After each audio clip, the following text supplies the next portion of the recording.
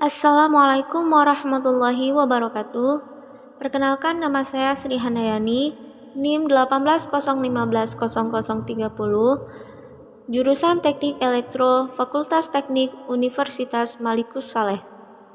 Di video kali ini saya akan membacakan sebuah artikel kecerdasan buatan yang berjudul Kecerdasan Buatan dan Sunnatullah dalam Terminologi Islam. Kecerdasan buatan atau lebih populer dengan nama Artificial Intelligence atau IA sangat identik dengan robot. Sudah terlalu banyak teknologi IA dipaparkan dalam banyak film seperti Terminator, iRobot, EA, Minority Report, dan sebagainya. Apa sebenarnya kecerdasan buatan atau EA? Istilah kecerdasan buatan ini dalam beberapa sumber disebutkan berasal dari suatu konferensi yang disebut dengan Dartmouth Conference pada tahun 1955. Dan orang yang menginspirasinya adalah John McCarthy. Beliau mengartikan kecerdasan buatan atau EA dengan begitu mudah.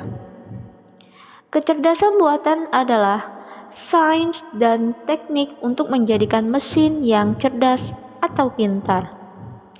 Namun, ada berbagai definisi yang diberikan oleh ahli akademik yang mendefinisikan kecerdasan buatan sebagai bidang ilmu yang mempelajari bagaimana caranya untuk membuat mesin agar mempunyai kemampuan berpikir seperti manusia. Definisi lainnya juga dijelaskan bahwa kecerdasan buatan adalah suatu cabang ilmu komputer yang menciptakan komputer agar dapat mengadopsi aspek kecerdasan manusia seperti pengenalan suara, deduksi, penalaran, respons kreatif, kemampuan belajar dari pengalaman, dan kemampuan membuat penalaran sendiri apabila diberi informasi yang tidak lengkap. Dua bidang penelitian tentang kecerdasan buatan ialah sistem pakar dan natural language processing. Konsep kecerdasan buatan dikembangkan oleh Alan Turing pada tahun 1950. Beliau menggunakan istilah kecerdasan komputer. Awalnya konsep ini dinamakan sebagai kecerdasan buatan oleh John McCarthy pada tahun 1955. Contoh aplikasi kecerdasan buatan saat ini ialah permainan yang ada di komputer seperti program permainan catur. Program ini telah digunakan untuk mengalahkan juara catur dunia, yaitu Anatoly Karpov.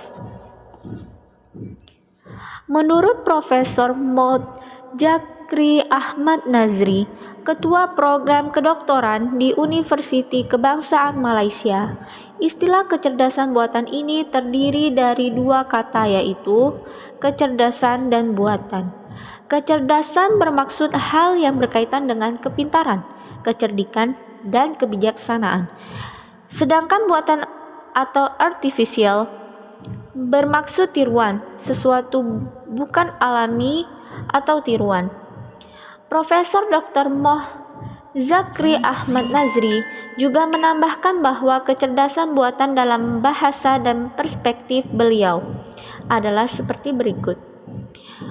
Ilmu dan teknik yang tertumpu pada metode komputer untuk memprogram suatu aplikasi dan mesin cerdas dengan meniru kepintaran manusia atau sunnatullah yang memelihara dan mengatur seluruh alam dan isinya yang ada di darat, laut, dan udara. Ahli ilmu komputer berusaha berinovasi dengan menciptakan mesin yang dapat melihat, mendengar, berbicara, berpikir, berhitung, berjalan, berlari, mencari, dan segala kemampuan manusia, kecuali mempunyai emosi, berintuisi, berkreasi, dan lain-lain yang begitu subjektif. Penjelasan yang menarik dari seseorang profesor di bidang kecerdasan buatan yang mengaitkan antara kecerdasan buatan dan sunnatullah.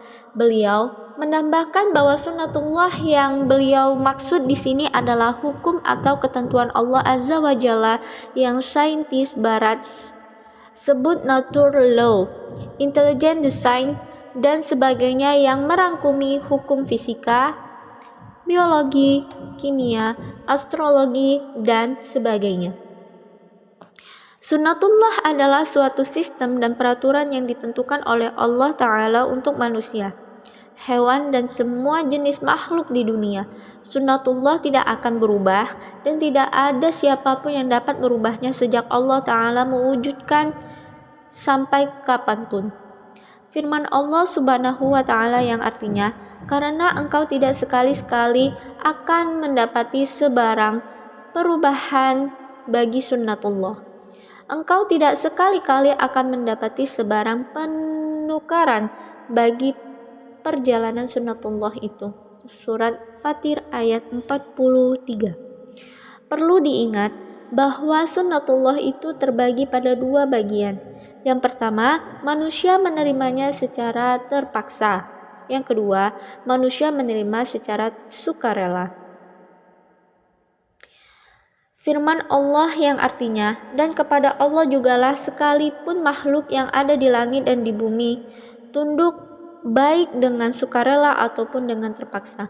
Surat Ar-Ra'd ayat 13. Ilmuwan komputer bukan sekedar mengadopsi kecerdasan manusia, tetapi pada hari ini malah mengadopsi kecerdasan lebah, lalat, burung, semut, sifat elektromagnetik, keharmonisan musik, dan sebagainya.